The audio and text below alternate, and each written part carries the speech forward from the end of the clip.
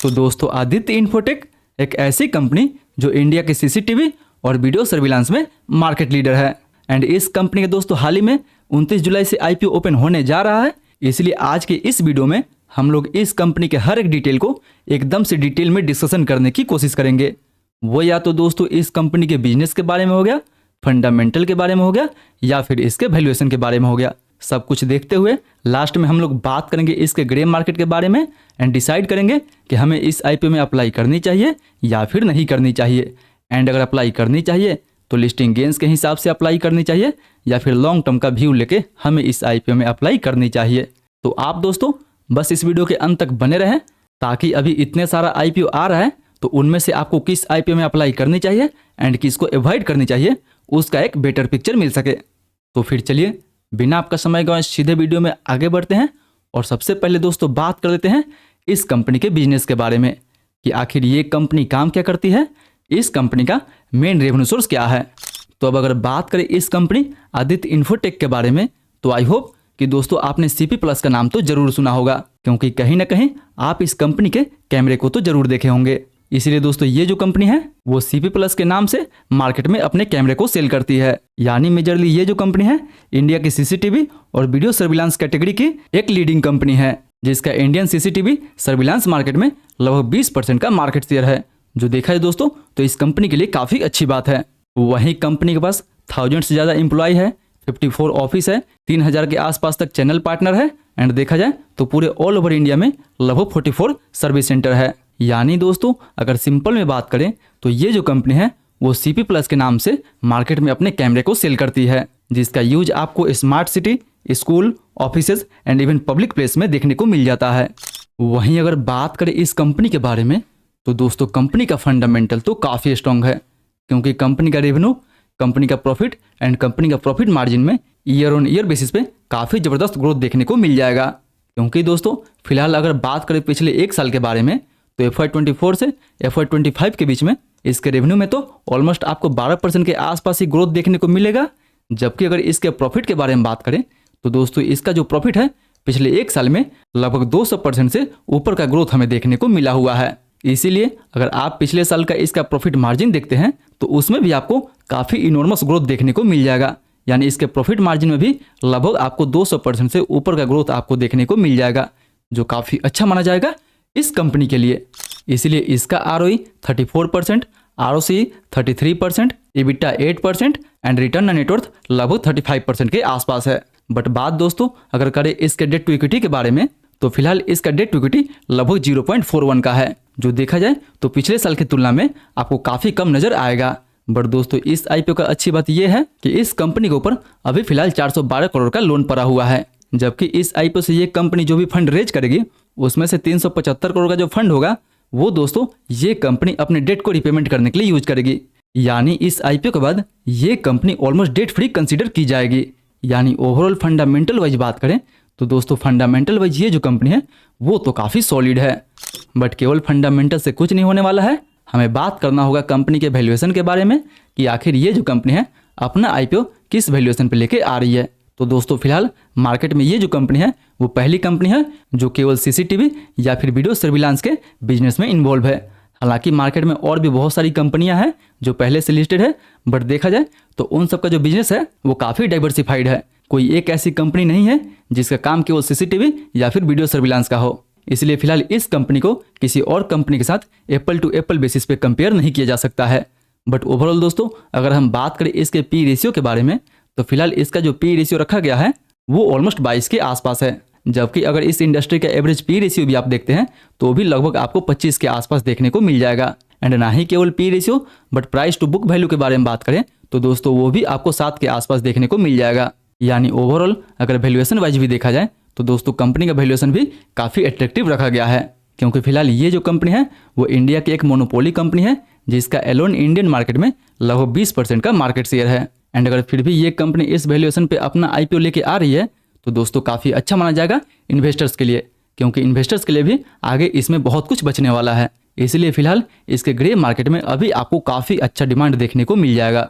यानी overall company का fundamental भी काफ़ी सॉलिड है एंड वैल्यूएशन के बारे में बात करें तो वो भी दोस्तों काफ़ी अच्छा है।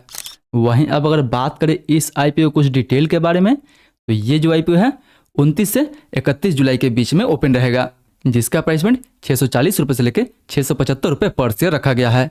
एंड हाँ, अगर आप इस कंपनी में काम करते हैं तो आपके लिए एडिशनल 60 रुपये पर शेयर पे छूट भी दिया गया है। वहीं अब अगर बात करें इसके टोटल इशू साइज के बारे में, तो दोस्तों इसका जो टोटल इशू साइज है वो 1300 करोड़ के आसपास रहने वाला है, जिसमें से 500 करोड़ का फ्रेश इशू एंड 800 करोड़ का ऑफर फॉर सेल रहेगा।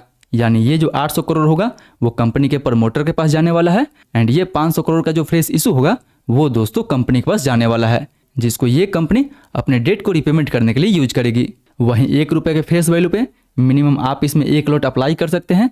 1 लॉट में आपको 22 शेयर मिलेगा, जिसके लिए आपको 14,850 रुपये तक इन्वेस्ट करना होगा। वहीं अब अगर बात करें इस IPO कोटा के बारे में, तो दोस्तों इस IPO में रिटेल के लिए केवल 10% का ही कोटा रखा गया है। जी हाँ दोस्तों, रिटेल के लिए काफ़ी सैड न्यूज़ है कि इतनी अच्छी IPO में रिटेल का कोटा केवल 10% का ही रहने वाला है। सो फिलहाल देखा जाए तो इस IPO का total issue size almost 1300 crore का होने वाला है, जिसमें से 130 करोड़ का जो फंड होगा वही केवल रिटेल के लिए रिजर्व रखा जाएगा। बाकी का फंड HNI के लिए एंड QIB के लिए दोस्तों रहने वाला है, क्योंकि HNI का कोटा इस IPO में 15% का रहने वाला है एंड QIB का कोटा इस IPO में 75% का रहने वाला है। वहीं ये IPO 29 से 31 जुलाई के बीच में ओपन रहेगा, जिसका अलॉटमेंट आपको 1 अगस्त को देखने को मिल जाएगा। एंड अगर आपको अलॉटमेंट नहीं मिलता है तो 4 अगस्त को ही इसका रिफंड भी आपको देखने को मिल जाएगा। एंड बाई चांस अगर आपको इस IPO का अलॉटमेंट भी मिल जाता है तो 4 अगस्त को ही इसका शेयर आपके डीमेट अकाउंट में क्रेडिट कर दिया जाएगा। एंड बात दोस्तों करें फाइनली इसके लिस्टिंग का, तो इसका लिस्टिंग आपको 5 अगस्त को देखने को मिल जाएगा। सो फाइनली दोस्तों इन सारे फैक्टर को देखते हुए अब अगर बात करें इस वीडियो के कंक्लूजन के बारे में कि क्या हमें इस IPO में अप्लाई करनी चाहिए या फिर नहीं करनी चाहिए, एंड अगर अप्लाई करनी चाहिए तो लिस्टिंग गेंस के हिसाब से अप्लाई करनी चाहिए या फिर लॉन्ग टर्म का व्यू लेके हमें इस IPO में अप्लाई करनी चाहिए। तो दोस्तों अगर सबसे पहले बात करें लिस्टिंग गेंस के बारे में, तो फिलहाल इसके ग्रे मार्केट में लगभग 30 से 32% के आसपास तक डिमांड आपको देखने को मिल जाएगा। यानी देखा जाए तो पर लॉट पे कहीं ना कहीं आपको 4500 के आसपास तक प्रॉफिट देखने को मिल सकता है। इसीलिए दोस्तों अगर पर लॉट पे आपको इतना अच्छा प्रॉफिट देखने को मिल रहा है तो मेक श्योर कि इसमें हमें लिस्टिंग गेंस के लिए जरूर अप्लाई करनी चाहिए। बट याद रखें दोस्तों कि GMP केवल एक टेंटेटिव गेन होता है, जो मार्केट को देखते हुए कभी भी ऊपर नीचे हो सकता है। इसीलिए अगर आपको केवल लिस्टिंग गेंस के लिए ही अप्लाई करना है तो इसके लेटेस्ट GMP को देखते हुए तो ही आपको इस IPO में अप्लाई करनी चाहिए। एंड बाय द वे दोस्तों, अगर आपको इस IPO के लेटेस्ट GMP की जानकारी चाहिए तो उसके लिए आप हमारे टेलीग्राम ग्रुप से जुड़ सकते हैं, जहाँ पे हर रोज हर IPO के लेटेस्ट GMP देखने को मिल जाता है। सो मेक श्योर कि किसी भी IPO के लेटेस्ट GMP के लिए हमारे टेलीग्राम ग्रुप से जुड़ना ना भूलें, जिसका लिंक भी नीचे डिस्क्रिप्शन बॉक्स में दिया गया है। वहीं अब अगर बात करें कि क्या हमें इस IPO में लॉन्ग टर्म के लिए अप्लाई करनी चाहिए या फिर नहीं करनी चाहिए, तो दोस्तों देखा जाए तो कंपनी का फंडामेंटल, बिजनेस प्लस वैल्यूएशन तीनों काफ़ी सॉलिड है, क्योंकि कंपनी का ROE एंड ROC दोनों 30% के ऊपर है। एंड अगर बात करें डेट टू इक्विटी के बारे में, तो दोस्तों इस IPO के बाद ये कंपनी एकदम से डेट फ्री बनने वाली है। यानी फंडामेंटल वाइज तो ये कंपनी काफ़ी स्ट्रॉन्ग है। वहीं अगर बात करें बिजनेस के बारे में, तो दोस्तों आजकल ये CCTV या फिर वीडियो सर्विलांस का जो सर्विस है वो काफ़ी तेज़ी से इंडिया में बढ़ रहा है। वो या तो गवर्नमेंट सेक्टर हो गया या फिर प्राइवेट सेक्टर हो गया, हर जगह इसका यूज आपको काफ़ी देखने को मिल जाएगा। वो या तो न्यू इंस्टॉलमेंट का हो गया या फिर आपको पुराने इंस्टॉलमेंट का मेंटेनेंस का हो गया, इसका यूज हर जगह आपको देखने को मिल जाएगा। यानी दोस्तों कंपनी बिजनेस वाइज भी काफ़ी अच्छी है। वहीं बात करें वैल्यूएशन वाइज भी, तो इस सेक्टर के मार्केट लीडर होने के बाद भी ये कंपनी इस वैल्यूएशन पे अपना IPO लेके आ रही है, जो इन्वेस्टर्स के लिए काफ़ी अच्छा रहने वाला है। यानी दोस्तों देखा जाए तो company fundamental wise, business wise and valuation wise तो काफ़ी अच्छी है। वही नहीं, ये कंपनी मेक इन इंडिया के इनिशिएटिव्स के तहत ये कंपनी अपना सारा प्रोडक्ट को मैन्युफैक्चर करती है, जिसकी वजह से इस कंपनी को गवर्नमेंट का भी काफ़ी सपोर्ट मिल जाता है। बट देखा जाए तो इस सेक्टर में भी आपको कंपटीशन अब ज़्यादा देखने को मिल जाएगा। बहुत सारी ऐसी चाइनीज कंपनियां हैं जो मार्केट में ऑलरेडी अपना काफ़ी अच्छा खासा प्रेजेंस बना चुके हैं। बट दोस्तों अगर मेक इन इंडिया के बारे में बात करें तो ये कंपनी इस सेक्टर की इंडिया में मार्केट लीडर है। इसलिए ये जो IPO है वो लिस्टिंग गेंस के लिए भी एंड लॉन्ग टर्म के लिए भी काफ़ी अच्छा रहने वाला है। तो फिलहाल मैं तो इस IPO में लिस्टिंग गेंस के लिए भी अप्लाई करने वाला हूँ एंड लॉन्ग टर्म के लिए भी अप्लाई करने वाला हूँ। बाकी आपका क्या ओपिनियन है? आप इस IPO में लिस्टिंग गेंस के लिए अप्लाई करने वाले हैं या फिर लॉन्ग टर्म के लिए अप्लाई करने वाले हैं, वो भी हमें नीचे कमेंट करके जरूर बताएं। तो आई होप दोस्तों आज का वीडियो आपको काफ़ी इन्फॉर्मेटिव लगा होगा। अगर वीडियो अच्छा लगे तो वीडियो को लाइक करें, चैनल को सब्सक्राइब करें एंड जो भी आपका सवाल है मेक श्योर कि नीचे हमें कमेंट करके जरूर पूछे। फिर मिलते हैं अगले वीडियो में, तब तक आप इस वीडियो पर टाइप करके NSDL IPO का फुल रिव्यू देखना ना भूलें।